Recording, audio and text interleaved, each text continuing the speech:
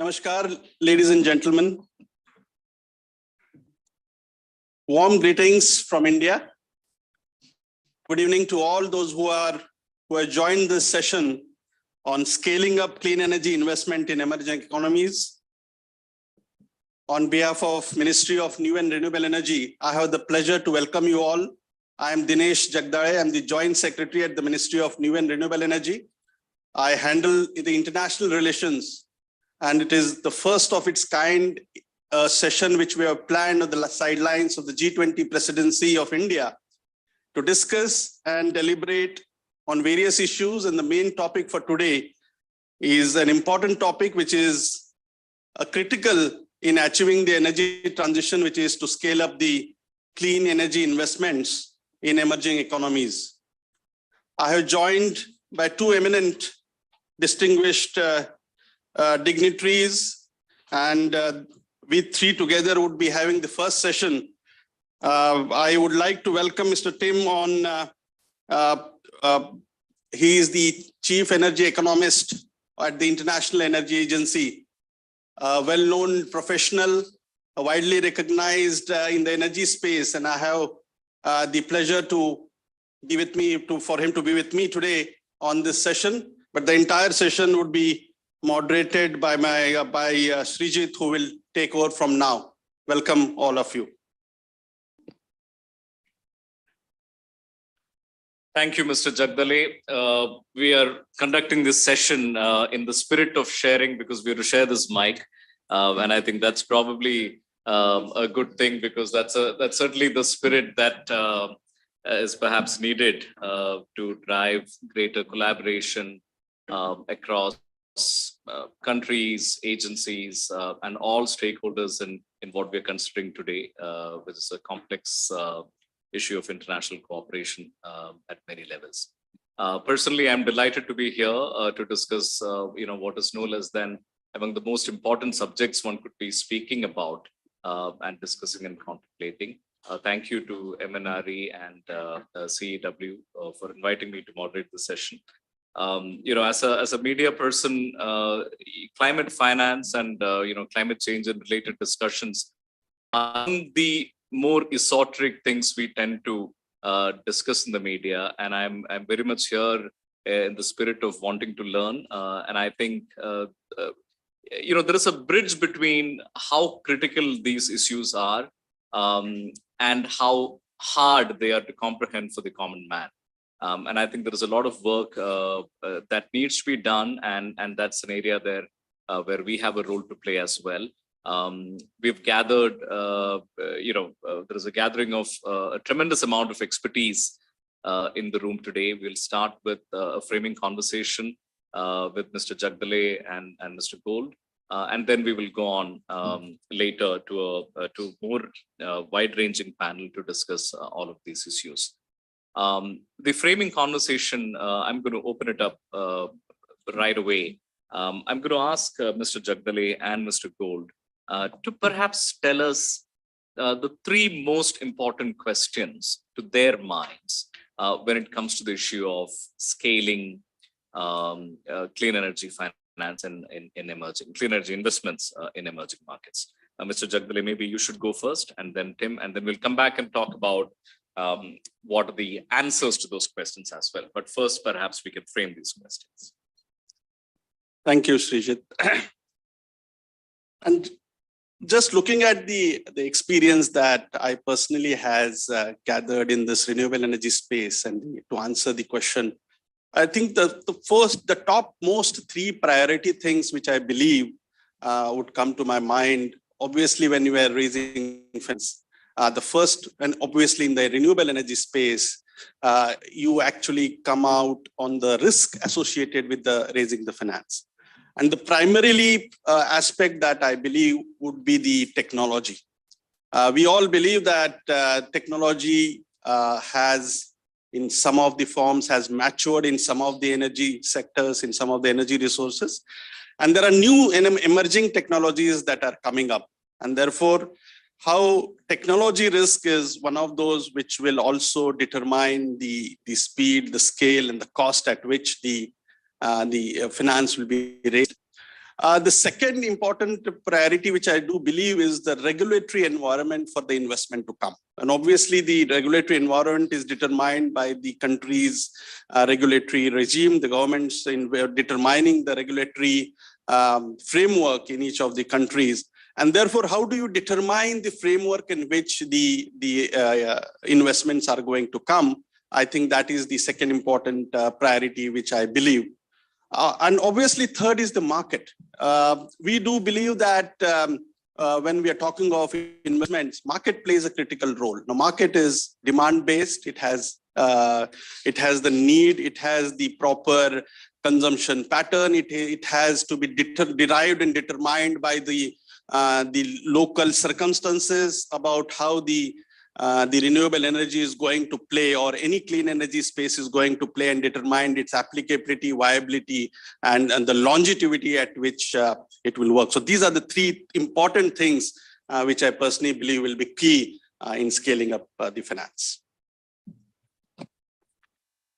So thanks very much indeed for the opportunity to join you here. It's a huge pleasure and honor to represent the International Energy Agency here. So I suppose the first thing that comes to mind when we talk about scaling up is the scale. How much are we talking about? And so at the International Energy Agency, we try to put some numbers on this. And if you look at emerging and developing economies outside China, then roughly $200 billion each year is going into energy transitions, broadly defined, so not just renewable power, but also infrastructure, efficiency, clean fuels, and so on. And that would need to become something much closer to 1 trillion by 2030. So the scaling up is significant, particularly in emerging economies. Now, having put a number on it, I'm now going to question how useful that number is, because that 1 trillion covers a wide range of different sectors. It covers projects with very different risk profiles. It covers different return expectations. So, we immediately now need to sort of get into the detail a bit and become a bit more granular about now which sector are we talking about, which country, which regulatory system, and all the issues that were mentioned just now. That said, I think there are some, if you look at the space, then there are some factors that strike you when you look at the starting point that we're in today. And one is, of that 200 billion that's going into clean energy transition spending today, there is quite a strong reliance, or there's generally a strong reliance in many emerging and developing economies on public sources, public institutions. So around 40% of the investment that goes into those emerging and developing economies comes from state-owned enterprises. So we do need to find ways to perhaps use that public capital more effectively, perhaps use it as a way to bring in more private capital, and perhaps also then bring in concessional sources of public finance there as well. And another factor I think that's important is just to understand that as we move through transitions, we move to a different type of investment. So in the past, a lot of energy investments were around globally traded commodities like oil, priced internationally with well-established risk mechanisms. And we move to sort of more capital-intensive, clean electricity efficiency projects that have perhaps more stable lifetime costs, but you get new risks around pricing in local currency or dependence on domestic demand and domestic counterparties. So we're moving to a different type of project as we move through energy transitions. And so the approach that we take to those types of projects has to change as well. So perhaps those would be my introductory thoughts. Thank you, Tim. Mr. Jagdale, I think you framed it really nicely. It's the interplay of tech, regulatory environment, and markets. I'm interested in hearing from you. Firstly, this government has, and in the last few years, India has played a remarkable role and remarkably leading role, especially among emerging economies, even otherwise. in setting the stage for transition to renewables. Can you give us a sort of a broad overview of what you deem to be the most significant achievements so far, and what are the immediate next steps that you're working on for this ministry? Excellent, thank you. And if I, this question and I relate to the three decades of Indian experience, we were the first in the international arena to create a ministry for new and renewable energy. We did it in early to and maybe in mid 90s. That was the first step in investing into the overall framework of governance, in bringing the priority to given to the renewable energy and understanding the need. Yeah, this is the future, this is the requirement, and not in 2010, 2020 when people started realizing. So that was the investment that the government did, and today we are seeing the results. Second thing, and I relate to one of our institutions, we created a very robust institutional framework. And why I'm telling you, I'll come to later. Our IRIDA today is 35-year-old. So in 1987, when this institution was built, it was built by those at that point of time to ensure that there has to be a financial institution to lend to those technologies which at that point were even not considered as mature, not considered as fully even given, it was in the emerging technologies, I can say, which today are one of the mainstream technologies. So that was the starting point. The technologies emerged right from biogas to hydrogen. See the area of development that India has taken. We came out on in India, we came on the global map by investing into wind. Wind got its success. 2010, it came into solar space, and today we are among the first five, we're the fourth largest in the world, talking of the capacities that we have invested in solar. We are 63 gigawatt of solar installed capacity as of now. We are 42 gigawatt of wind installed capacity as of now. The total non-fossil based installed capacity as we speak is 175 gigawatts.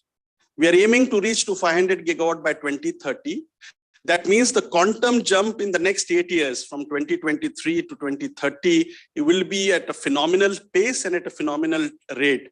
And therefore, the experience that we have earned over the last 30 years, in building institutions, in creating robust frameworks, in creating or mitigating the risk associated with the investments is going to reap us the benefits from now onwards. And I was just coming from another event where I could really see that the amount of financial institutions which were there in Indian space, which were investing into renewable was 240 in 2010. Today is more than 2,750 financial institutions have invested into the Indian renewable energy space. That itself gives us, and all of us today who have joined us, the confidence, the amount and the way that we have moved in our steps, in our regulatory framework, in our demand, in the technology space. Obviously, India is blessed with good resource. That is the first and fundamental advantage that we have. Almost more than 330 days of clear sun, 6 to 7 months of good wind speed, long coastline, and the most is the demand that this Indian demographic dividend that we are now enriching upon and trying to build on the space. We are still developing, we are growing at a phenomenal pace. And I would like to quote here what the IMF chief told yesterday, that our next year's contribution would be 15% of the world's economy. That itself gives you that India has moved on to a space which is now determining and helping the world to move towards clean energy transition. Thank you. One more, really well put. One more question for you before I go on to Mr. Pool.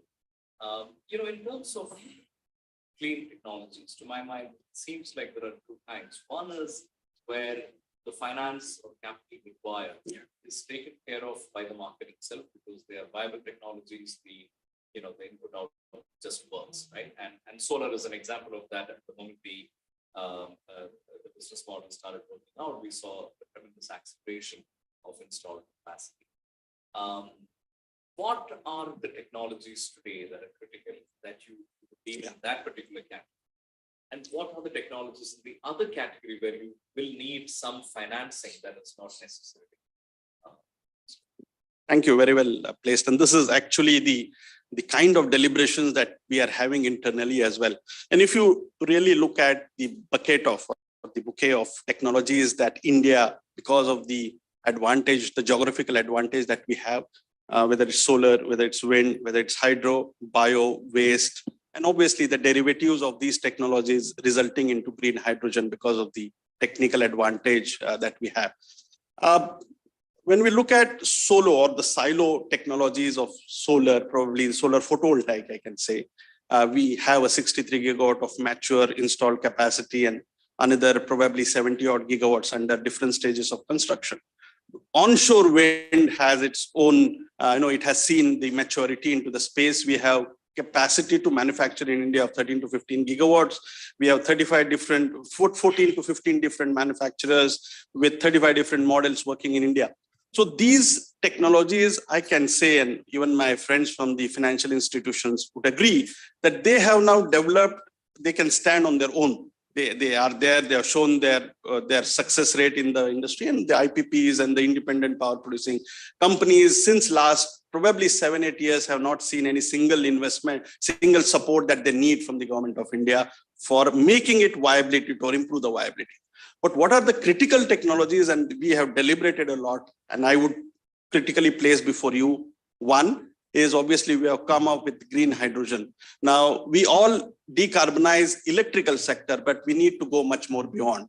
And those hard to abate sectors, and everybody talks of those sectors, whether it's refinery, fertilizers, steel, and so others, would need some kind of feedstock and fuel that is free from emissions. And that is the green hydrogen. So we would need that to develop right from the research to the creating the demand and also enabling the supply to match the demand.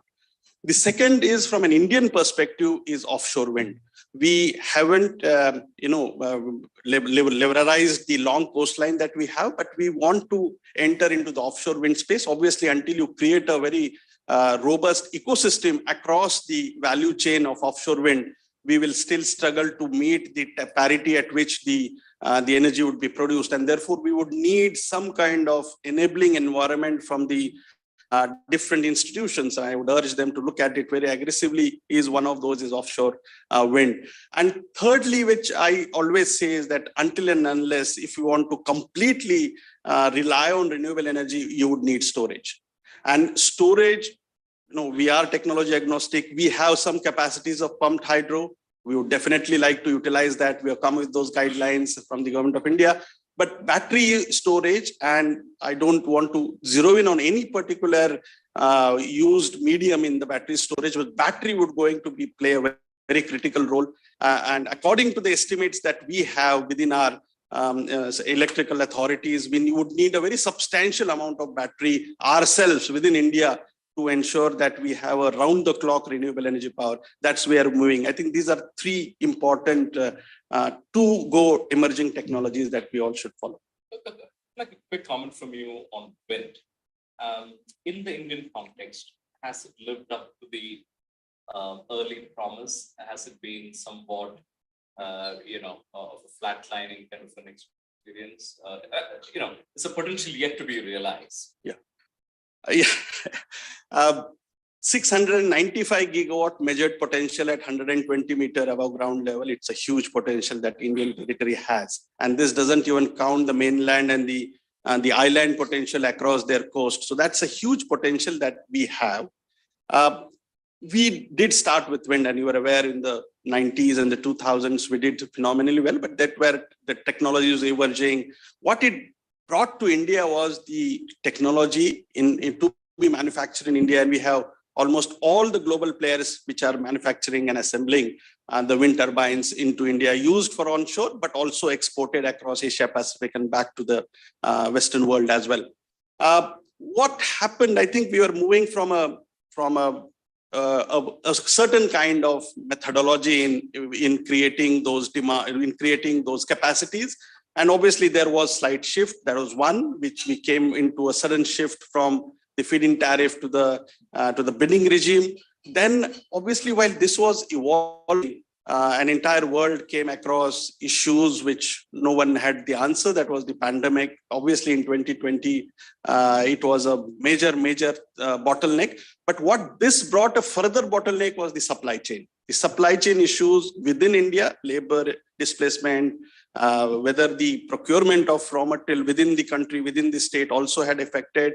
And obviously wind is an engineering marvel, as we all know. It takes its own time to installation. It has its own challenges for installation. It's a very, it has its own weight and volume that needs to be carried over kilometers together. And therefore the pace at which it should have been installed, definitely I agree with you, it has. But then what I see from the industry is that they are very keen to get this back on track. Obviously we need to do some kind of brainstorming on how this needs to be, which we have done, and we are coming out with certain new concepts in that. 8 gigawatts a year, I think would not be a difficult for us to achieve. We would definitely look at that kind of trajectory. Good part is that we have 8 to 9 states which are wind friendly. The transmission that is required to evacuate this power is being built, is ahead of the curve in the sense that the commitment for the transmission is to go first before commissioning. And we are also moving into the offshore space. So wind as a community, wind as an industry is going to play a very important role, not only for 2030 agenda, but also to meet my 2070 agenda of net zero. Tim, I'm going to give you a thought experiment. I want you to imagine that you're the prime minister of a sizable nation. The challenge before you is energy transition over a 30-40 year period of time. You're today sitting down to deliberate how are you going to, what sources of finance are you going to tap? How would you go about it? What are the sources available to you and how would you go about that?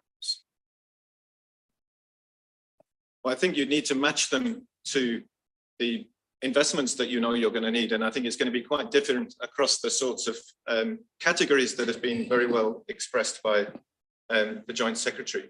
I mean, there are technologies that are clean, but they're also mature, ready for the big time. They would be obvious candidates for a certain type of finance. There are others which are less mature with a higher degree of technological risk, and therefore you would need much greater reliance on public sources. You're the Prime Minister. You decide what is the amount of finance you need. How are you going to go about it?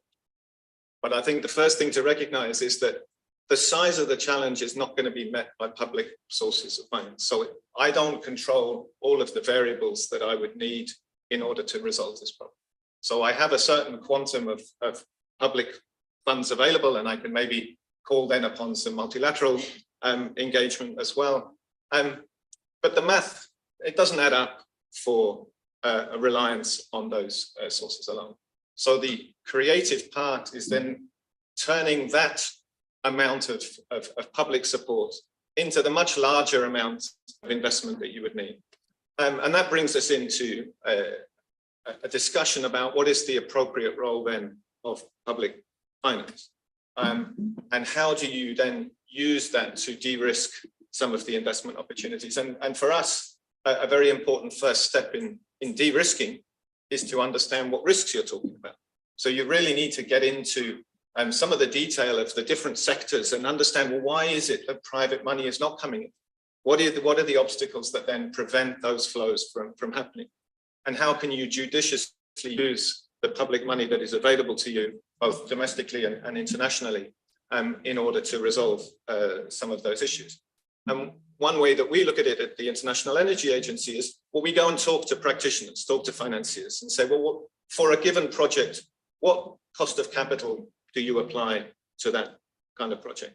And what we find is that the cost of capital for a typical clean energy project in an emerging and developing economy could be 2 or 3 times higher than it is in advanced economies, or indeed in China. Now that varies and perceptions vary, but once you get into the discussion about why that is, then you uncover all sorts of insights that are very useful then for you as a policymaker. Because if by talking to practitioners you understand that they are applying a higher cost of capital because they have concerns about land acquisition or off-taker risk or some generic currency issues, then all of a sudden, understanding that categorization of risk, you have a much clearer idea of the sorts of policy instruments that you need to deploy in order to bring those risks down and unlock greater flows of private capital. You know, what I was,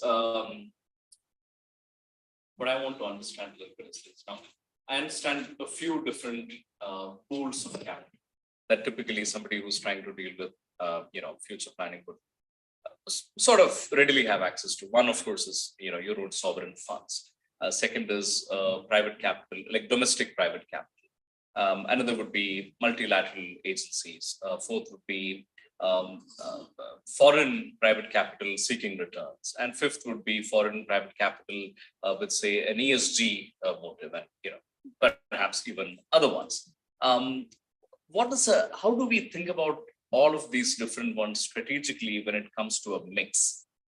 You know, how real should it be? How real should we know that a lot of your dependence is going to be on your own capital? How to be realistic about expectations from elsewhere? Like, give us a framework to think through that.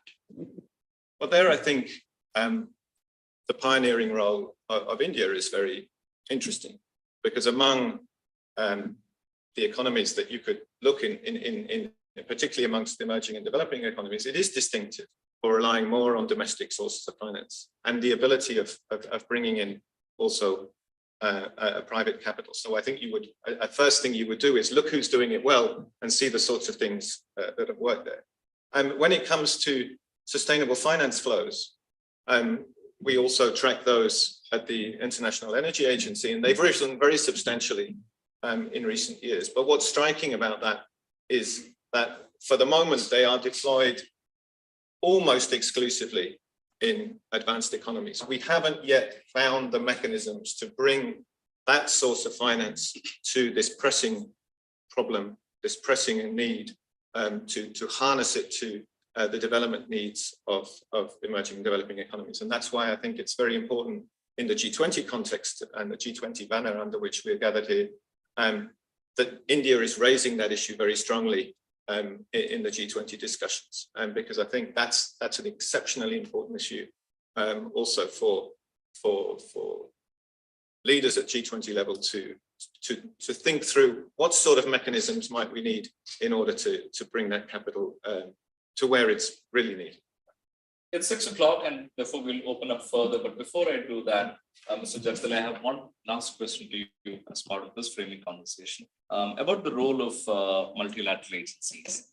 Can you give us an assessment of what kind of partners have they been in India's own journey so far?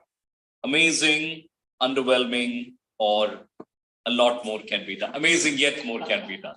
Yeah.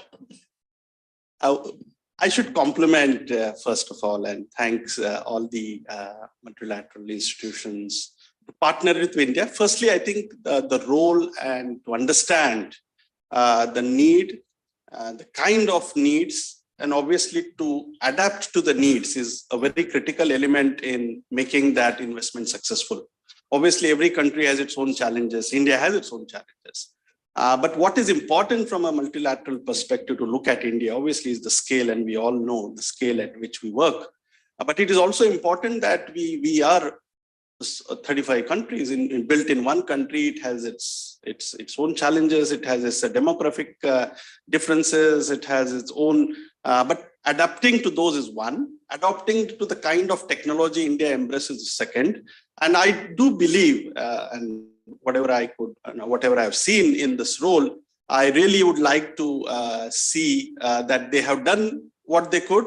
But I would expect that coming forward, now this is a decade of action. We are almost 2 years down. It's the third year in progress. So we have a limited time. Time is running against us. There are technologies, there are challenges. And therefore, as I was speaking with some of the colleagues here, this would be a test of time. We would need to do really differently. MDBs do have a role, and I do understand that the most of the MDBs leadership is in India.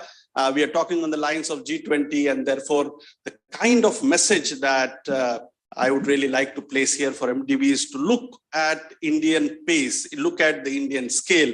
And while you do that, I think we will, MDBs together along with the government will have to do 3 to 4 things, which I had just pointed out while I was coming here.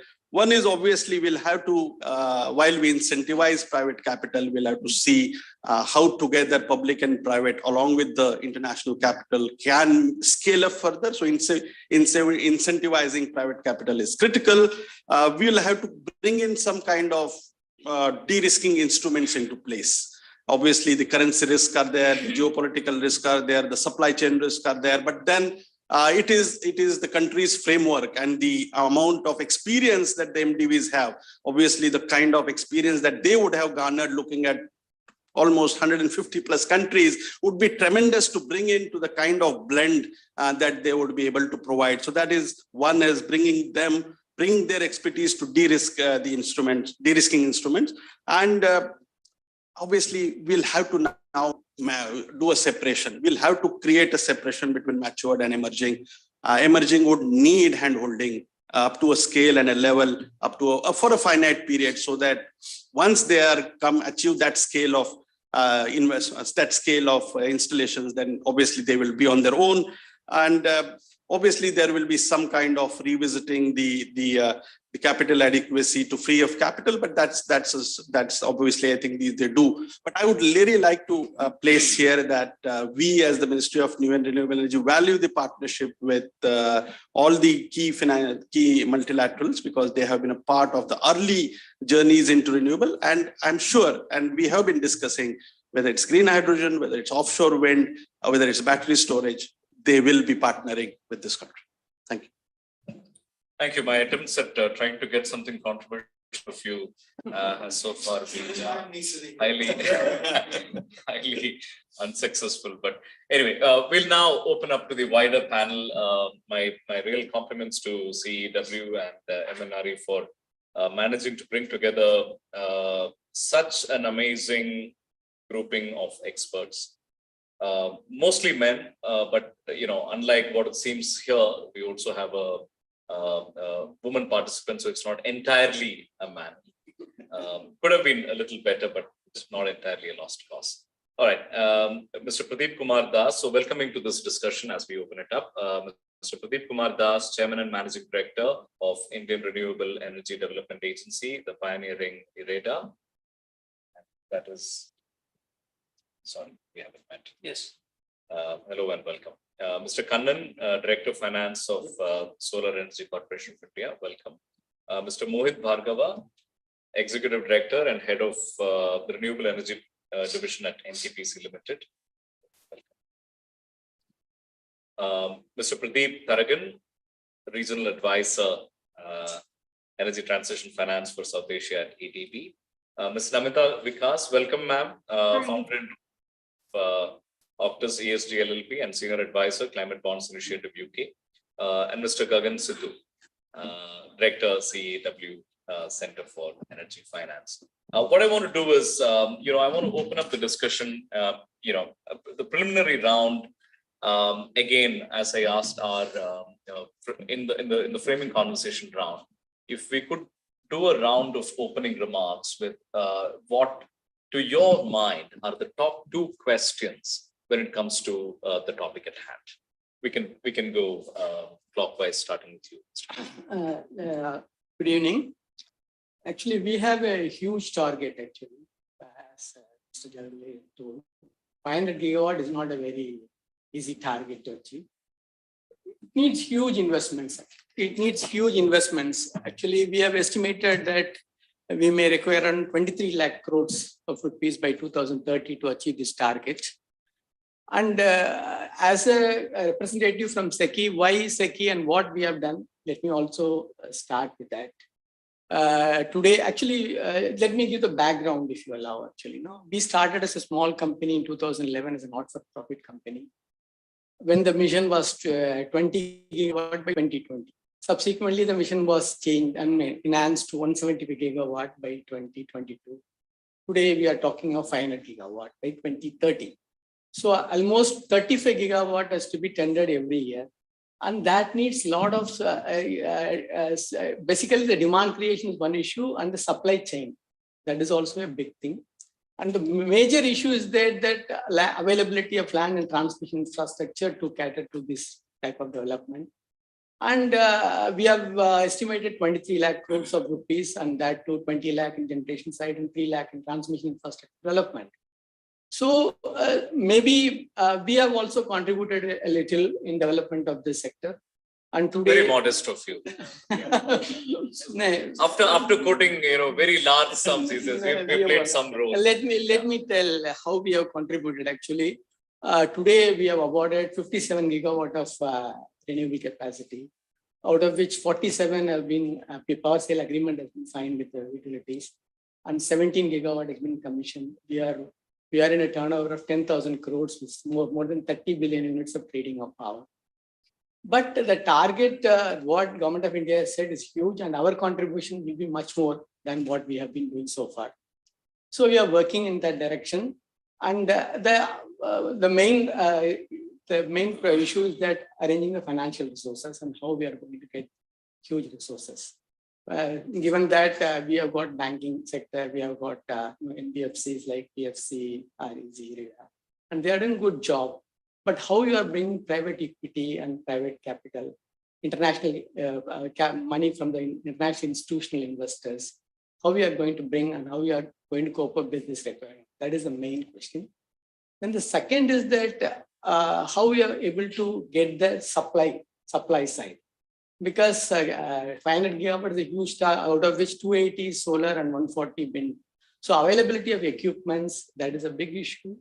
Then given the circumstances that apart from that equipment, then demand creation basically. Today actually nobody is interested in taking plain solar or plain wind. Actually every utility they want a firm power actually. Now so we are looking into a hybrid model that, as Mr. Jagdale was telling, that RE-RTC is a new development we are doing. So these are all the questions to be addressed to achieve this. So firm power as in a hybrid grid where either from one source or the other, you're always assured Yes, of. yes. Because per se, if you take solar alone, it will be maybe 25 to 30% CUF. And if you take wind, maybe it can go up to 30, 45. But if you combine those things and along with battery backup, you are able to give 90% availability. That's we say PLF. Then definitely it will increase to add to the cost actually. But comparatively, when you are going for a thermal generation, the new plants per unit tariff comes to around 6 rupees.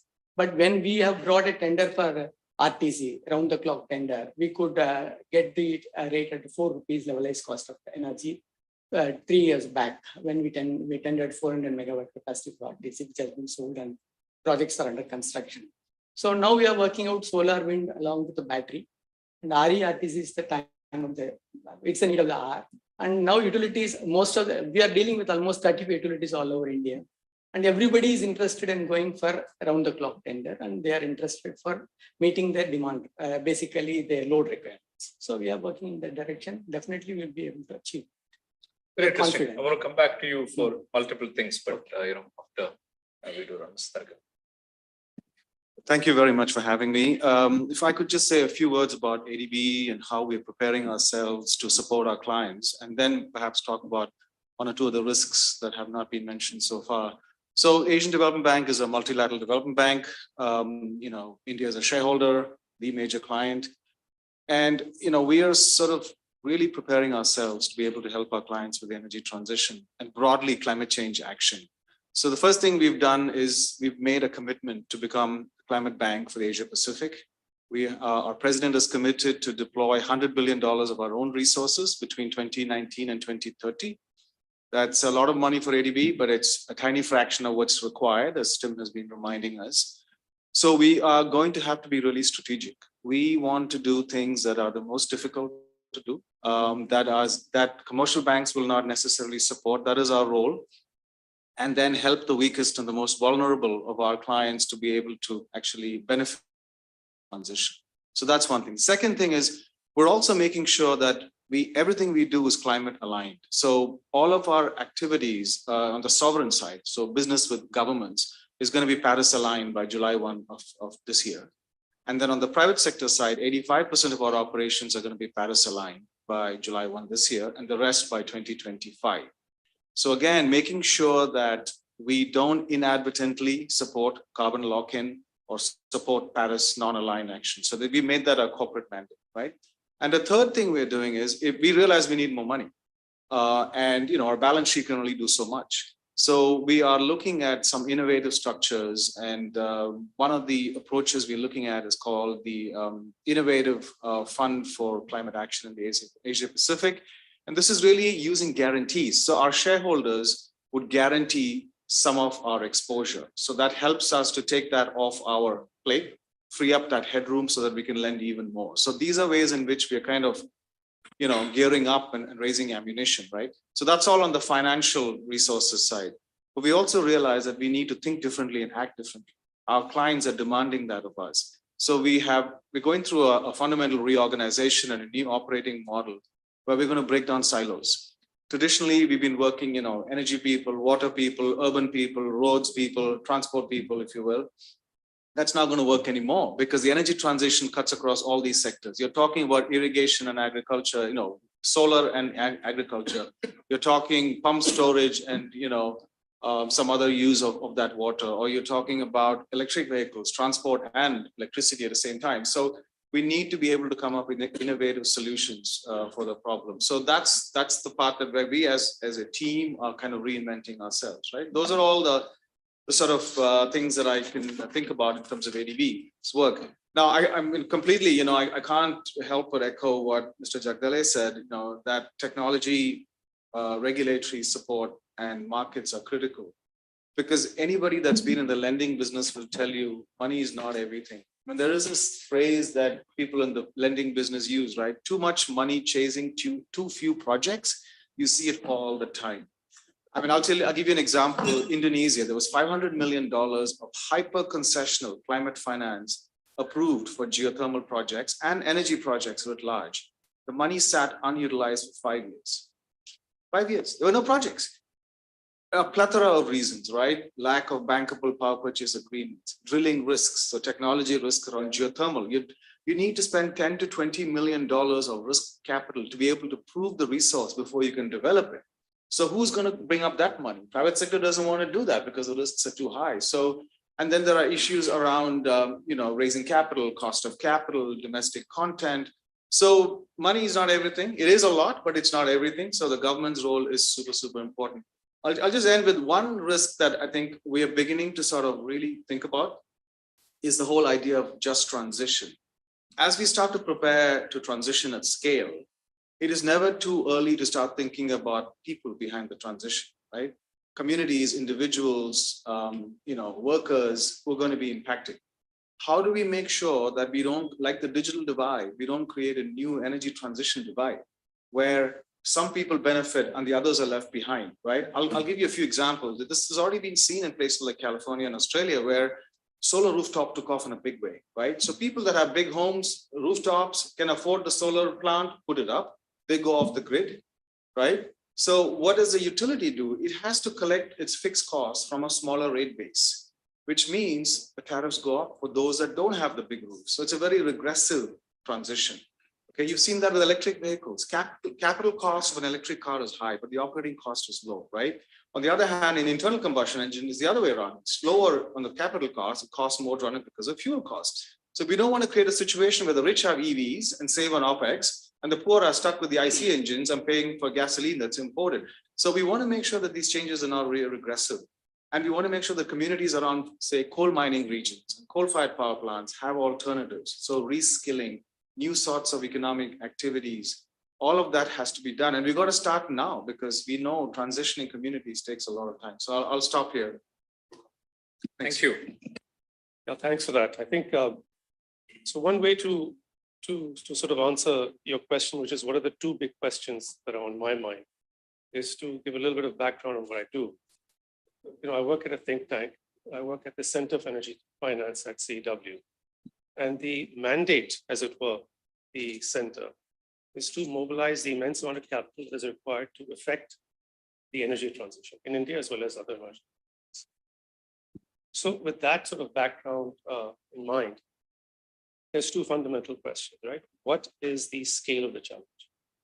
So how much money do we really need to actually get to where we want to be? The other follow-up question is, well, once you understand that, what is it that we can do? Or what is it that we need to do to actually unlock that capital if it's problem paid? And, we at CW have done work on estimating the scale of that challenge, both from a 2030 perspective. So how much money do we need to actually achieve our 2030 ambitions? We've also done work to estimate how much money we need for 2017 net zero. I'm also glad and happy to say that, we can talk about it a bit later, that we're moving towards the second question pretty firmly, which is to understand what is it that we need to do after knowing that, for example, we need $200 billion for renewable energy by 2030. What is it that we need to do to get that capital? So it's both the scale of the challenge as well as solutions that can actually unlock that capital. So maybe I'll stop there. Namita, ma'am. Thank you very much. I think there are a couple of questions and very similar to what others have said. Well, the kind of work that we do at OctaCSG, we work with governments and banks to look at their entire roadmap to enhance capital flows to climate-aligned sectors. And if you take energy transition into account, I think one of the things that, given that for a decade I have been in financing this space, I think renewable energy is where all the capital is concentrated towards, right? So I think there's a big piece on energy efficiency that is not getting enough capital in a transitionary form. And, it's about then thinking as to how do we save those megawatts so that the capital requirements to the energy generation would be a little reduced. So I think that's an important point to be answered. On the other side, let's look at what are the instruments or some of the innovative, sustainable financing models that are out there. I mean, we know that green bonds are, they've reached trillions of dollars. If you look at India, what we're seeing that trend is that there are corporate issuances, but not so much from financial institutions. So it would be important to see why banks are not issuing green bonds anymore.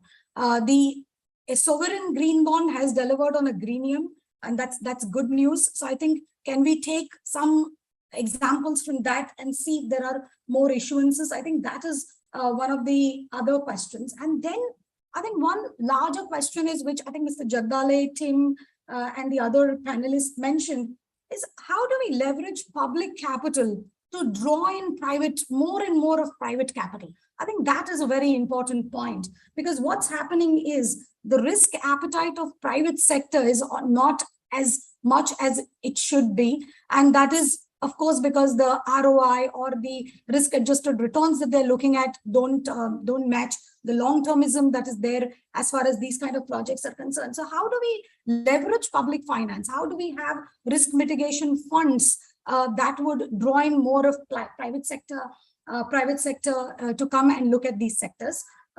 That's one. And finally, I think policies. We've seen how policies in India, government of India brought in policies that really fueled the renewable energy sector.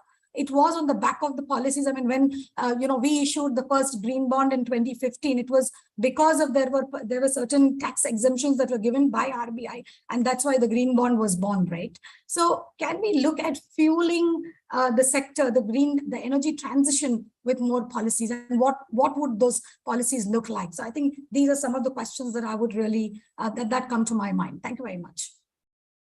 Thank you. But before I move on, I'm just curious about one thing. Your second affiliation, which is a senior advisor at Climate Bonds Initiative UK. Could you tell us a little bit about what that organization does? So Climate Bonds Initiative is a certifying body. It certifies bonds at an international level. It has certified over $1 trillion of bonds. The labeling, basically the green labeling, that's what they do. Thank you.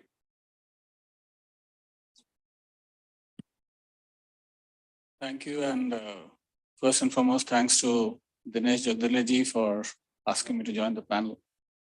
Probably I'm the only guy who's not a finance guy who's going to. So, the one who implements. So I am the guy who implements, and which is why a lot of these if I may use the word jargons, kind of fly over top of my head. You're not alone. So I understand that. So I sympathize with you when you said you need to talk to him and some other guy. So let me talk a bit about what we do. I represent NTPC. For the people in the room, of course, Tim knows us quite well, but we are the largest power supply company or the power utility in India. We supply close to a quarter of India's energy supply. What we have started doing now is that we have set ourselves on a pathway to probably undertake the most important, significant, or the largest energy transition exercise as a corporate, as an enterprise. So today, for example, we have 71 gigawatts of installed capacity, out of which say around 50 or 52 is coal-based capacity. So we have set for ourselves a target that by 2032, that's almost 8 to 9 years from now, we will have a renewable capacity base which is almost equal in size to the coal-based capacity base. Of course, that is assuming that we won't be adding too much coal-based capacity, but that's a discussion for another day. As on date, we are working on a pipeline of close to 15 gigawatts. That includes 3 gigawatts, which is already operational, another 5, which is under construction, another 7, which is under bidding, and so on and so forth. We have been participating in the bids taken out by SECI. We have been winning some of them. We are the guy who actually, and this is where probably Mr. Kannan may not be very happy. People keep saying SECI came out with the largest energy storage tender. We said we did it 3 times. We've already done 3 times of that tender, which we are going to close the next maybe week or 10 days. So they did a 1 gigawatt hour tender. We did a 3 gigawatt hour tender. And just to add to that, we're actually going to come out with a 9 gigawatt hour tender to supplement that, because that's the kind of requirement. And I tend to agree with what he said, that today the demand is not on plain vanilla solar and wind. The demand and the requirement with the states and the other consumption, other guys who consume, is more towards power that is reliable, that is dispatchable, which could include round-the-clock power, which could require power on demand. And obviously there are concerns and there is a lot of push towards ESG compliance, which I don't know, Namita said greenium. I'm not very sure greenium was there or not on the green bonds. Generally what we have felt in India, there's no premium or greenium, whatever you call it. So if I go for a green bond, I get the same rate which I get for a regular bond. If I come back to your basic question as to, that's also the title of the program, Scaling Up Clean Energy Investment. As NTPC, if I were to give a number, on a very broad-based basis, for 60 gigawatts will require something of the order of $45 to $50 billion over the next 8-9 years. Incidentally, as NTPC, because we have built a very strong portfolio, we don't see issues in raising funds. But I do have, I could probably jump in and answer one of the questions that Jagdaleji was trying to, as a very good bureaucrat, seasoned bureaucrat, he was trying to not answer very, as you said, no, pin him down. So I can say, yes, the MDBs can do a lot here. Some of them have approached us, but we feel that there is a lot of scope for not only MDBs, private equity, people like us, whether you call it as public capital or private capital, I'm not very sure, because we operate in that space where both of things happen, or the private capital. So a lot of money is required. I think you mentioned some like 23 lakh crore. I'm not sure that's just the number, because if we add the storage requirements and offshore wind, which he's talking about, that number will balloon significantly. You asked another question, 2 most critical. Now that's very tempting. Actually, 2 is a very small number. We are a sector which is just starting off, if I may say so. Well, they would be 35 years old. This ministry would be 20 years old. But actual traction on renewable in India has happened probably in the last decade or so. And if I may humbly say so, before SECI came into the picture, NTPC was asked to do that job, to be the intermediary procurer, which is why we are kind of late to the party of adding capacity, which is why my capacity number is much lower, because we are doing that job along with SECI. And once SECI showed that they can do it really well, so we actually had a discussion, we said we don't need to do that job. So if we look at what has happened in the last 10 years, I don't think I need to repeat that. I'm sure you would have given that. Challenges are multifold, starting from land to connectivity to supplies to offtake I would say finance is probably the last of those challenges. The people are willing to invest. This is probably, as we heard in the webinar throughout the day, we are probably one of the largest markets globally where renewable energy, capacity addition, transition is happening at a huge pace. And this pace is expected to only accelerate. I mean, we don't see any way it's going to slow down. Power demand is growing at 10%. I think the Honorable Minister said economy is growing at 7, we are doing 10. So that's not a number the power sector is actually used to. Generally, we look at an elasticity of 0.8, 0.9 kind of thing that will be slightly less than the economic growth demand. So we are doing faster than that, and this is likely to continue. So the demand is huge. Most of that will come through renewables or renewable-based projects. Decarbonization is something very clearly articulated by the government, and as NTPC, we are committed to that. So when we talk about 60 gigawatt, as of now, maybe around 5 gigawatt of hydrogen or green hydrogen-based derivatives is what we have in mind. But this, I must say, this is a moving target, because once the green hydrogen mission actually takes off in terms of implementation, this number could actually increase rapidly. So what we have done, land, for example, is the biggest challenge. We keep talking about it, but availability of land for 500 gigawatt will be a challenge, because everyone is now trying to monetize land in terms of how we can get the best. So states want to, cash in on it, and rightfully so. So we are doing floating solars. That's an area which we've opened up, where we can set up solar plants on reservoirs, water bodies, reduce the requirement of land to the extent possible. It's not possible in the ocean. It's not possible so far in the ocean, so far. But I am sure the technology guys and the guys who are really interested, for example, the way offshore wind has taken off, and he's quite strongly involved in pushing the offshore in India, I'm sure that will also happen sometime soon. We started blending green hydrogen into natural gas. Probably we are the only guys doing it right now. GAIL also did some exercise, but that was great. So we are actually blending green hydrogen on a pilot basis in the natural gas pipeline. So that is another area where decarbonization will happen. And I think this was also referred to in the webinar earlier today, that this is one of the major areas. So we'll do refinery, we'll do fertilizers and natural gas blending. What is the mix? Right now, the mix is 5% by volume, because that is what the regulator says. They want to study. There are no issues with the pipeline and all this thing. So we are quite keen to push on the green hydrogen side. We're already into the energy storage side, like I said. We are looking at options. We are, of course, trying to get land. So these are all challenges which are there. And to me, like I said, at the cost of repetition, finance is probably number 5 in terms of priority in our green growth story. Because there are people who are willing to invest, we include this. Probably I'll stop here, Sujit, and we'll come back. No, but I'm really glad to. Well, firstly, I think we inadvertently tapped into some tense undercurrents between NTPC and SECI. No, there's not. Something to watch for. But anyway, but I'm so glad to hear you say that finance is sort of not the most important thing. And, a lot of conversations tend to go in that direction, but really execution and, I want to come back about land especially, but let's first hear from. So that's an I'd like to say one. You always respect NTPC as a well. Awesome. Sorry, Mr. Das. Yeah, good evening, and thanks, Mr. Jagdale, for personally inviting me to attend this session. I was not even knowing till morning.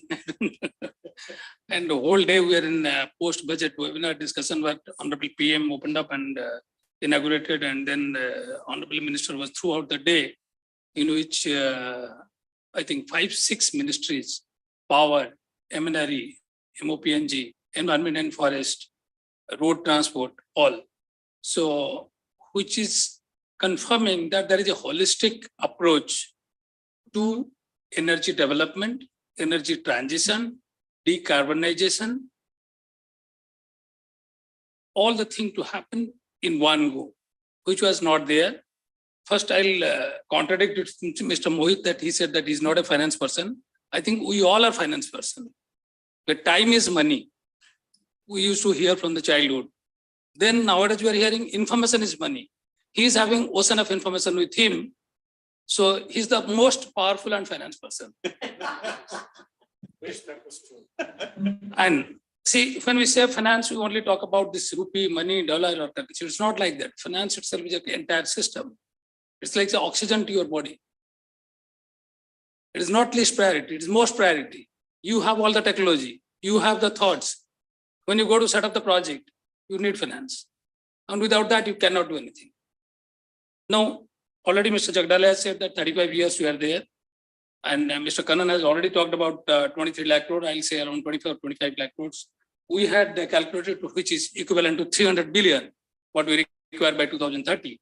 And after today's post-budget webinar discussion, I think we need to revisit now onwards these figures, the kind of growth what we are now envisaging, this figure may again go up. And let me first talk about IREDA, and good that the moderator did not recognize me even because I'm very unknown personality in this cycle. Thanks to my ministry and others. Only my ignorance, boss, nothing else. Anyway, IREDA, I think all the developmental and bilateral agencies, they all know what IREDA is.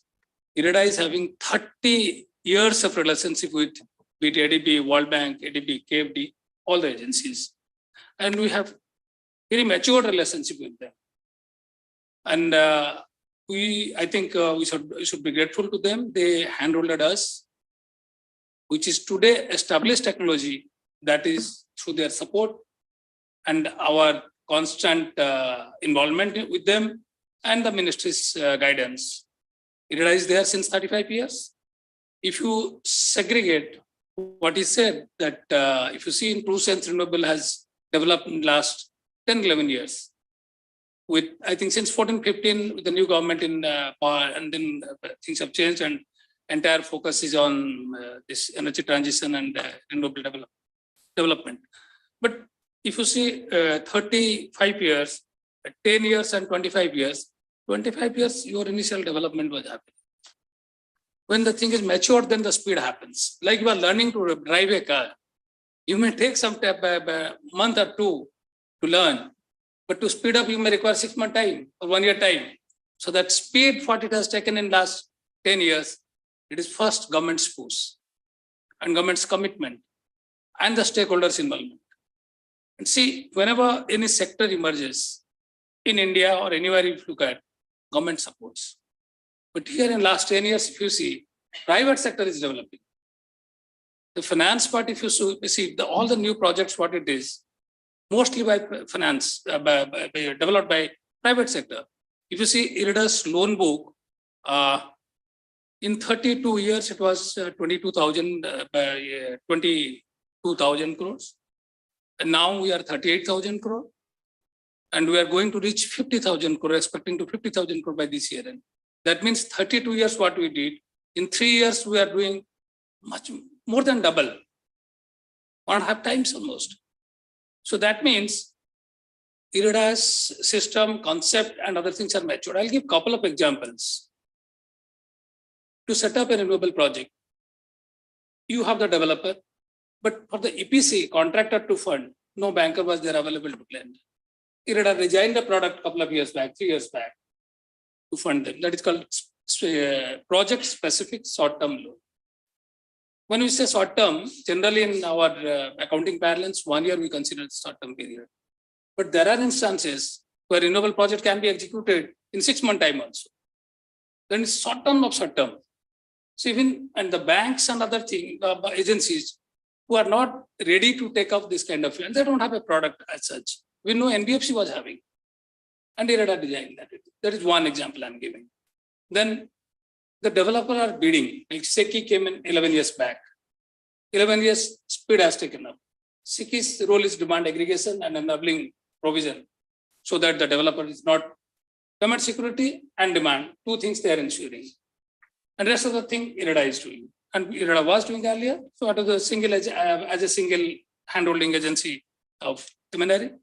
That's why I call always in every platform, IREDA is the real mother of renewable energy development in India through financing and handholding and policy implementation of things. And the kind of expertise what IREDA is having, that is speaking in last 3 years what we have done. Last 3 years is the worst period in the global history.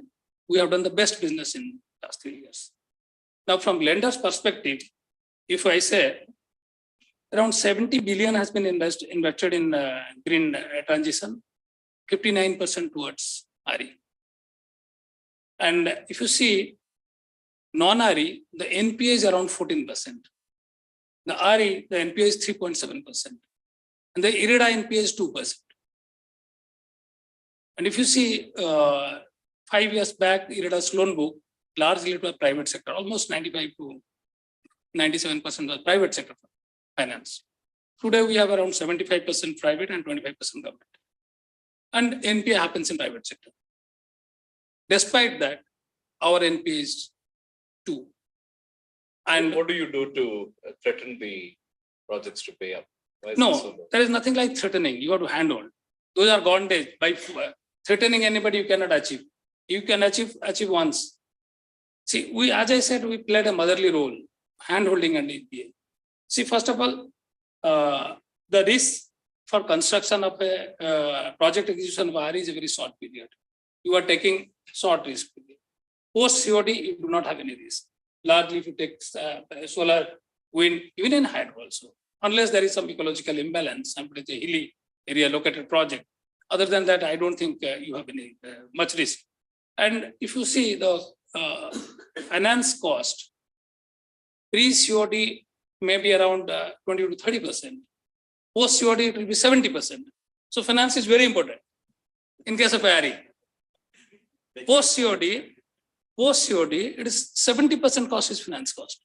So which is indicating that as a lender, you need to have a complete differentiation between pre-COD and post-COD. When I say that in 3 years, we have done 1.5 times of business of 32 years, how we have done? We do every quarter stakeholders, borrowers meet. Probably we are the only NBFC or bank in India. We do every quarter. We publish the result, send the result to SEBI. We are a debt listed company. All the listing governance compliance is there with us.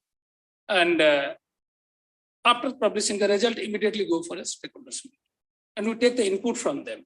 What is their concern? What is the sectoral issues? What is borrower specific issues? Because projects are located across India.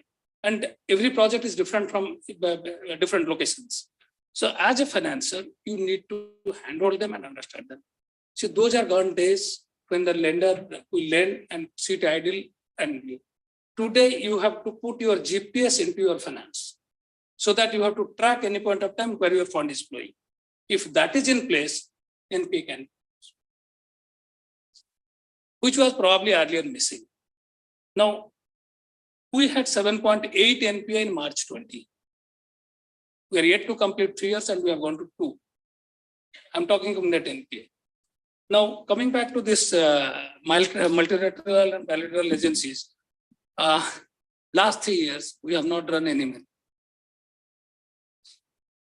Out of 30 years of relationship, 27 years, the way you have handled it, and we are really grateful to you. But last 3 years, the domestic market in India is so competitive. They are funding, though we considered it is a perception, it's no more a reality. It's becoming a perception, it is not becoming cheaper. But we have to look again. One is established RE and emerging RE. Again, we have to look back what we did 20 and 25 years back, 1.5 decade back. I think again we need to do that. But there is a huge difference in both the scenario. 25 years back, IREDA was the only agency to lend. Today, there are many lenders available because everybody is now pitching in. Even if you look at the developers of RE also, very limited segment then, but now a lot of developers are there. And then 100% FDI is allowed for investing, in attracting the foreign investment in the form of equity. So as far as equity is concerned, we do not have any problem. Coming back to the lending, the kind of lending requirement, 300 billion is not a small NPA. And out of that, if I take NBFC, at least some half of that will be through NBFCs.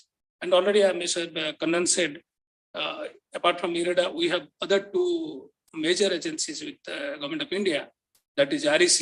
Incidentally, they are my former employer, and PFC, the holding company of REC. So indirectly, again, they are also my former employer. Incidentally, their representative is not available here. So I can talk in their behalf. We all three are quite geared up to structure the product as per the market requirement. And we had a meeting with all these majority of the MDB and ADB developmental banks just a month back, 1.5 months back. But good that you have already said that you are revisiting your process, procedure, and appraisal mechanism, because that is very much required. As I said, it is a short duration project execution. Once you sanction the project, suppose IREDA sanction the project, IREDA itself is quite matured in capturing all these risk factors in the appraisal norms. In established sector, we can smell the document and tell whether it is bankable or not. But in emerging, we need to again develop that kind of thing. And we are handholding international level of consulting firms with us, as well as technical agencies, best technical agencies of Government of India in the form of IIT. So we are enriching ourselves and we are carrying the experience of what happened 20-25 years back, those emerging segments where NPA happened, like cogen, small hydro, bioenergy. How this thing cannot repeat when we are going now. That learning we are capturing into our system. And then any sector you develop, if the government is with you, then you will be fully assured. This is a sector where Government of India is fully backing. Our Honorable Minister, as well as Honorable Secretary, frequent meetings with the stakeholders. So none of the policies devised without a intricate interaction with them, their involvement, their participation, what exactly is required.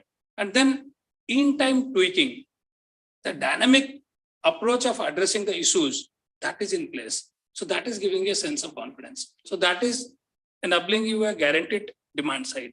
So we need to just augment the supply. As far as a financer, as I said, since NPA level in RE is very, very minimum, and if you address that properly, that will also be further reduced.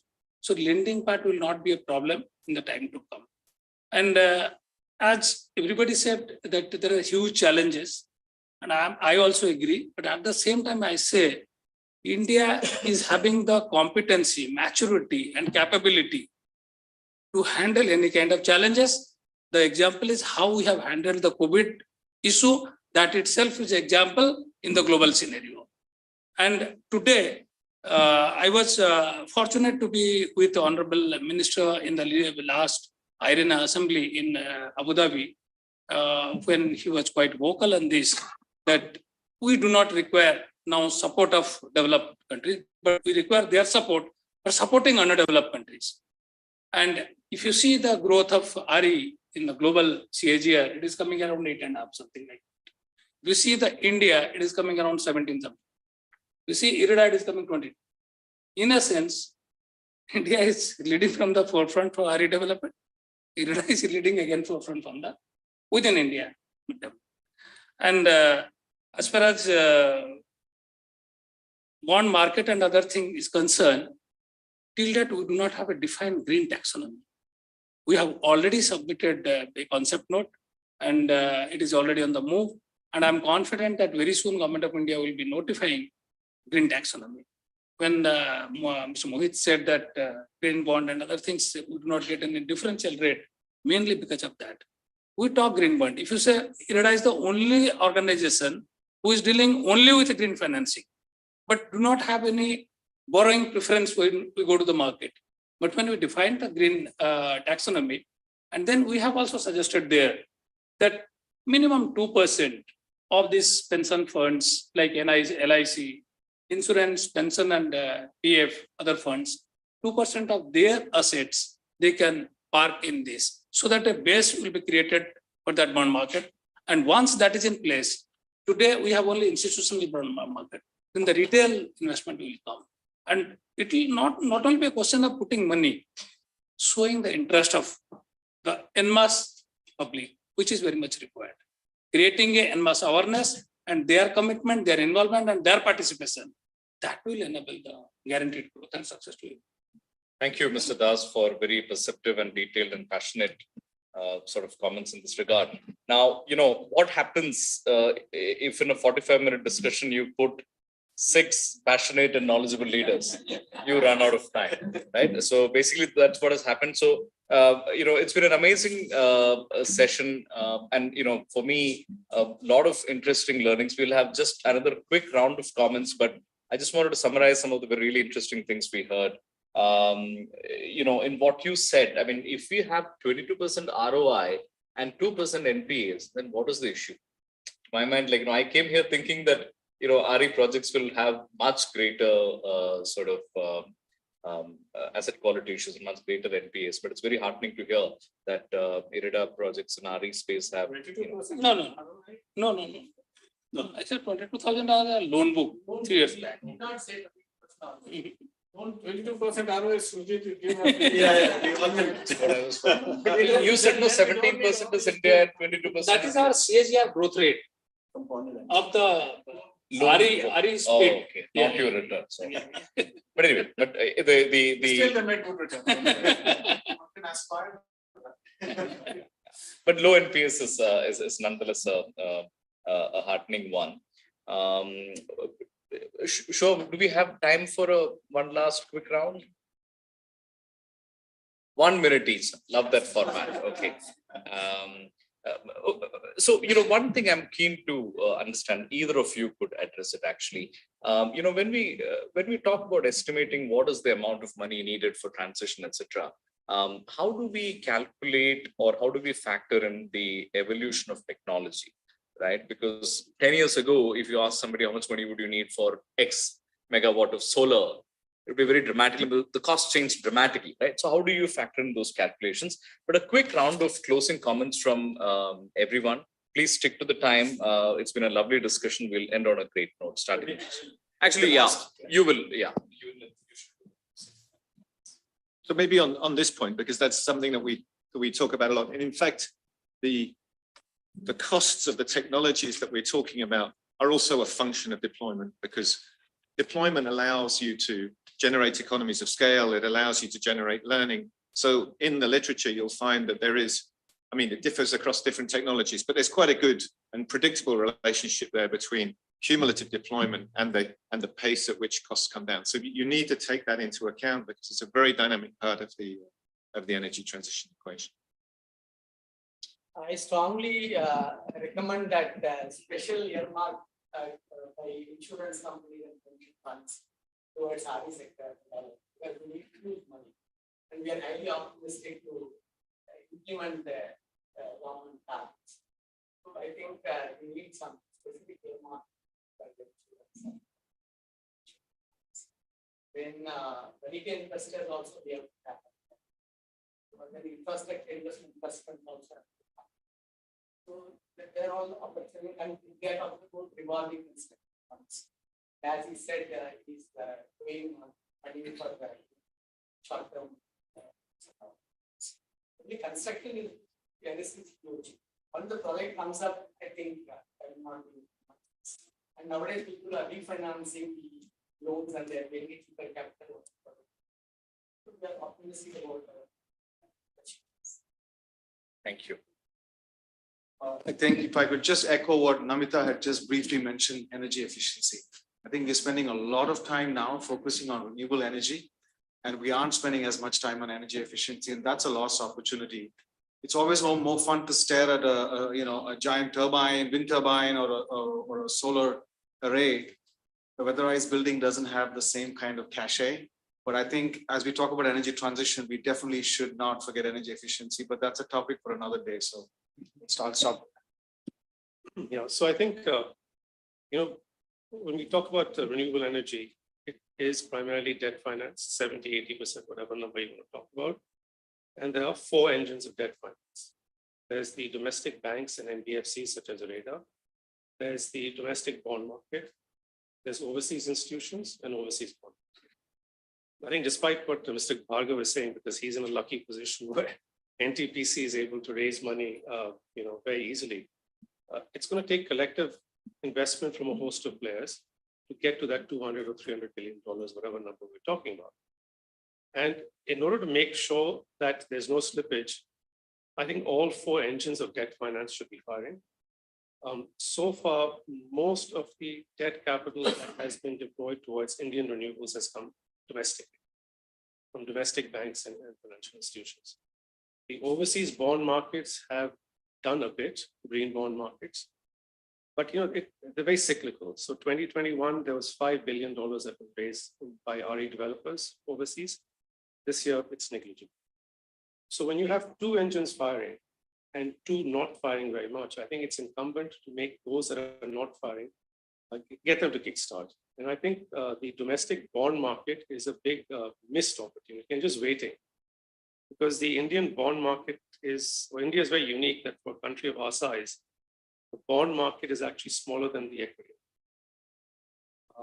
And there are several reasons for it. I'm not going to get into that today, but it's a question of supply and demand. On the demand side, the investors who really matter look for high quality paper. On the supply side, as Reda MD was saying, the loans have performed superbly well. So what's the problem? These loans should actually be refinanced in the bond market so that money can come back to Reda, come back to whoever the other lenders are, and be used to deploy more money towards it. So I think 4 engines of debt finance, get the two, particularly the domestic, which is not firing, to fire, and open up a pathway not just for domestic capital, but overseas capital. Because overseas private capital also needs a way to invest. And the Indian bond markets could be just that. So maybe I'll just stop here in the interest of time and leave it at that. But it's a really interesting point because, Indian equity markets now see in the last couple of years, especially has seen record retail and domestic participation, but bond markets really, but SEBI is now doing, some mechanism to open up, the bond market to retail investors for direct. Yeah, and I think just to add, the sovereign green bond issuance, even though the greenium was very small, at least it creates a benchmark. It creates a reference, it creates interest. And I'm really confident that that will catalyze. But I think the domestic bond market still needs a little bit of a push to get these projects to access them. They're almost there in terms of the kind of rating that investors like. But I think some sort of catalyst, some sort of mechanism that can bridge that gap would be very, very well. Wonderful. Thank you. Amita? Thanks. I think I would like to just pick on the green taxonomy and the role of global financing community, especially MDBs, to address these issues. I think MDBs have been playing a role in helping countries structure innovative financial products and policies. And when you look at policies, while we say that a green taxonomy would bring in more of product issuances, absolutely agree with that.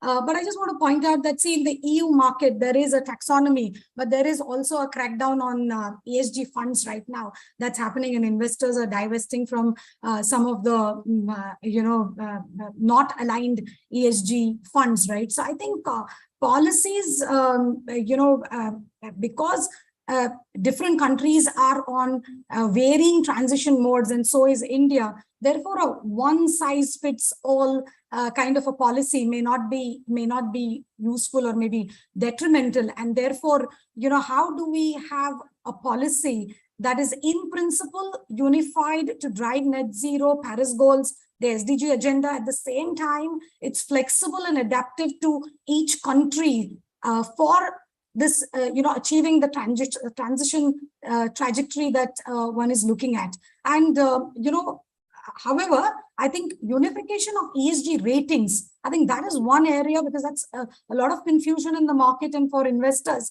I think the way credit rating agencies have become like an integral part of the modern capital markets, ESG ratings too need to follow through. So I just think that these are very, very instrumental in fueling markets, fueling the bond market. We know that the in-pockets S&P, say, has a ESG integrated credit rating criteria, but I think that's going to be really useful. And yes, all of us are waiting for India to issue its taxonomy, hopefully coming in soon. So I think those are my points. And I wanted to mention, when I was talking about the greenium, I was talking about the sovereign green bond of India that got the 6 basis points below the comparable GSEC So that's the greenium I was mentioning about. So yeah, that's from me. Thank you. Your 1 minute. 1 minute like everyone else is 1 minute. It's a difficult task. Yeah, I understand you're in an enviable position. So I actually don't want to talk about the financing because all these guys are actually doing good talking on the finance. So I'll probably talk about a bit about something what we are doing in terms of how we can actually reduce the requirement of finance as we move towards decarbonization. And that's on a holistic basis for the country. So for example, we have the largest coal-based fleet in the country today and probably among the largest in the world maybe also. So what we're trying to do is we are trying to green the fuel mix. That is possible today because we did studies at one of our power plants and we found that we can very easily fire up to 10% biomass-based pellets into the same boilers without any modifications. So today we have already placed orders for 5 million tons of biomass-based pellets. The issue is, or the challenge which we are facing is actually in terms of supplies. If we can get that part of the deal right, I'm sure the amount of biomass which is burnt in Delhi, and you stay here as well, so we all face the same, period during that September, October, and so on and so forth. So that can actually be an additional income for the farmer, and that can actually help reduce the carbon footprint because that is green fuel. Sorry, this is into the same. In my coal-based plant, I can actually replace 10% coal by 10% biomass-based pellets without any loss of efficiency. And with reduction in emissions. Reduction in emissions, because this is green fuel. So this is number one. Number two, what we're trying to do is that in Varanasi, we have done a pilot where we have converted municipal solid waste into charcoal. And this is coal. Actually, this is as good as coal which you mine from Dhanbad or Jharia, it's a good quality coal, 5,000 kilocal GCV. We're still trying to get the process streamlined. This can be used anywhere you want. This is green coal. And we can take care of the municipal solid waste. If you are in Delhi, you would have seen Ghazipur landfill, Balaswa landfill. If you're in some other cities, I'm sure they are the same situations because none of us have actually been able to handle this problem. I start using green coal in my boilers. This I can use 50% very easily. If I can get to produce that kind of quantity, I take care of municipal solid waste. I take care of green fuel. The third thing which we're trying to do is how to convert carbon dioxide. So we've heard, all of us have heard CCUS, very, very, abused terminology, I would say. Carbon capture is always there. Utilization is the issue. Storage, we don't have enough landfills or holes underground to fill all the amount of carbon dioxide the world emits. What we're trying to do is we want to capture the carbon dioxide. We're doing a pilot, which will be operational sometime next time. We'll capture the carbon dioxide along with green hydrogen, we produce green methanol. This is green fuel.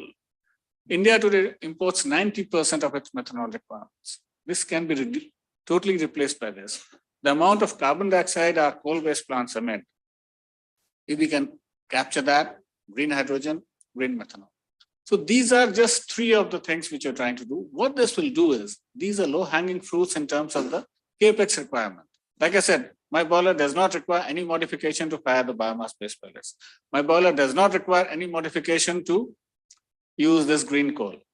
Did you say it can go up from 10% to 50%? 10% with the biomass-based, 50% with the MSW-based charcoal. That is, like I said, that's equivalent to coal. So I can actually fire up to 50%. This is green power. This is green round-the-clock power. This is green power without additional capex of $300 billion or whatever number we're talking about. I'm not saying stop 300. We need that. But as the demand grows, we could use the existing coal-based plants or the gas-based plants. It's a circular economy. So that's what we're trying to do here. And the amount of capex required to convert 200 gigawatts of my coal-based fleet into potentially first 20 gigawatt of renewable power and then potentially 100 gigawatt of renewable power can be achieved at practically zero cost. So this is what I just wanted to close with. So I hope I have not exceeded 1 minute. No, they're anyway never going to call me back to moderate because I've been such a terrible, moderator in terms of time. So I must last 1 minute. It will certainly not be in 1 minute. Let us be practical. Okay. See, as a lender, I've already said many things, nothing much to say. When we talk about circular economy, in India is a rigid example, you have everything available here. So much of waste we have, waste to wealth we have. So much waste lands are there, or water bodies are there. Already he has talked about this. We have enough opportunity and space, but when you come for lending, rating agencies play a big role. I have been meeting our rating agencies last 1 week, 3 rating agencies we have met them. I was requesting them, please do revisit your rating criteria also. Please don't be that conventional rating criteria what you have. I'm not saying that I dictate to you that whatever I say you do that. No, I'll give you 2 examples. If you are living in Delhi, you might have seen in Delhi airport and NCR, blue smart cars are running. Yes. Behind that, IREDA is written. Oh, so you are the financials. They were running post to pillar. I'll not name those agencies, all big agencies. Everybody refused to them. Even my team also refused them. We called them back, discussed with them, restructured the deal in such a manner the deal became bankable. We have lended for 3,000 cars. Recently, I think they are partnering with for G20 vehicle partner or something. We have lended 400 cars again immediately for their Bangalore here. Now he's gone to raise money from private equity abroad. And while sanctioning, when he took the disbursement, our team were apprehensive. Well, sir, ye to somebody going to lend them, you will run away from here. Let them run away. You are a mother, you have lended, that's it. You are the first agency who would lend them. They were struggling here and there. Second, I'll come back. The e-rickshaws running in NCR as well as elsewhere. You know what kind of interest rate they pay? The range is between 28% to 36%. Because they do not have anything. They have only the identity card, Aadhaar card. They have only bank account and a mobile phone. They must be living in slum or somewhere else, may not be having a proper residence to live. So that's the reason the risk factor is quite high. We brought in one in between lending agency, that is a NBFC, because IREDA is not having geared up to that, having a retail network, handling these retail loans. Now, they are the agency who are lending them. We are lending them to this agency. Can you believe we have brought down the interest cost to 50%? 17.6 upper cap is there. We are lending them. We have our margin. They have their margin. They have the overhead. And now that rate has come down to 17.6. Who is getting benefited out of it? The poorest of the poor in the economic value chain of this ecosystem. That is a poor rickshaw. The amount may not be very big. We have sanctioned them some 50 odd crore and 35 have already we have sanctioned. Disbursed and 15 will be doing that. And again, we are considering for them B2B segment, like the 2-wheeler segment and 3-wheeler segment there also. See, our objective is to approach holistically to cater to the entire gamut of requirement in the country. That is why I'm saying these two innovative thoughts, how it is impacting. If we continue to do that, then the emerging space also we can address whatever the issues. IREDA, what they are doing, we have already formed a wholly owned subsidiary for alternate investment funds, so that debt fund can be parked to that. Particularly those risk-free assets can be taken care, where the lending borrowing cost to the borrower will reduce maybe 30 to 50 paisa again. And we have requests to fund foreign projects now, because you name any major RE player in the country, they are all one. And most of the time, they adjust their exposure limit also. RBI has a consent, which is confirming IREDA is the most preferred destination for lending. Now, since foreign project we cannot fund, so we are opening a branch in Gift City. This is most important thing for the international audience who are there. We are opening a branch in Gift City, and that will enable IREDA to lend foreign project. We can borrow money in foreign currency and lend in foreign currency. The hedging cost, what we are spending now around 350 to 450 bips, that will go further down. So that is most important crucial information. That's the reason I'm really ashamed for not having. And I'll tell you, when we talk about NPA, we talk about green hydrogen, green ammonia, and other. Who are going to do it? The existing RE players are going to do this. who have established governance record, track record, no NPA. So they are going to do it. They know future is there. So they are going to maintain, sustain the quality of governance in place. And the lender, as a lender, we maintain 3C principles: conviction, commitment, and clarity. I think all the lenders need to follow that in the time to come. If it is maintained, I don't think lending will be a problem in arrangement. Thank you. Thank you so much, Mr. Das. I'm going to hand it over to Mr. Jagdale for closing comments, but I just want to say how much I love the passion and the commitment among the leaders. All of you are at the forefront of these fields. The sentiments that were expressed here today, we are ready, we are geared up. I think we are in, seems to me like we are in really good hands. Excellent. Thank you. I'm sure, Tim, you loved this conversation. The amount of the variety of thoughts, ideas, and actual examples of innovation, examples of application engineering that India has brought as an emerging economy. I think these are demonstrable examples. These are examples of the leadership that we have seen India emerging as one of those who are really pioneering the way in energy transition. And this particular leadership of India on the sidelines of the Indian presidency of G20, I'm sure the entire world is going to take a lead out of all this. And through our discussions, through our programs, through our conversations with our partner countries, with all the G20 countries, I'm sure this will play a very vital role, not only in scaling of finance, but also targeting the goals that we have set. And I do believe, Srijit, you moderated excellently well, but you had asked a question, how do finances really estimate the finance? I think that's a very difficult task, probably with the kind of innovation that is coming out, not only on the technology part, but on the application part, implementing the technology, creating business models that will bring in value to each and every component that is being put in the market.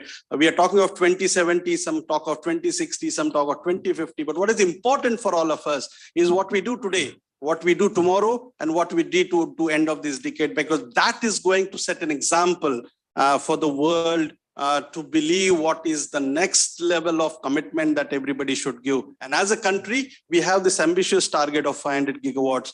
Thank you, ladies and gentlemen. It was excellent to lead and co-chair with Tim. He has come all the way from France. He is from the International Energy Agency to spend time with us on this day where we have been debating and trying to see how fast, how good we can do on the energy transition. Once again, thanks to Srijit for coming in and moderating this session. But all my friends sitting here, starting from Pradeep Das, Sikannan, Mohit Bhargava, Pradeep Thakran, and Namita, thank you for joining virtually as well. But not the least, all those who have joined virtually for this 1.5 hour discussion. I think there is a lot of lead to take for us as the government, but also for all the partner countries and the partner organizations sitting here, that there is a way. And we have to really come out of box thought process and see that whatever resources we have are put to the best of its use. Thank you, CEW, for taking this time and arranging everything that could have been done today. My colleagues from the ministry and all the other support staff that we could have on this day. Thank you, ladies and gentlemen, once again. Thank you. Thank you.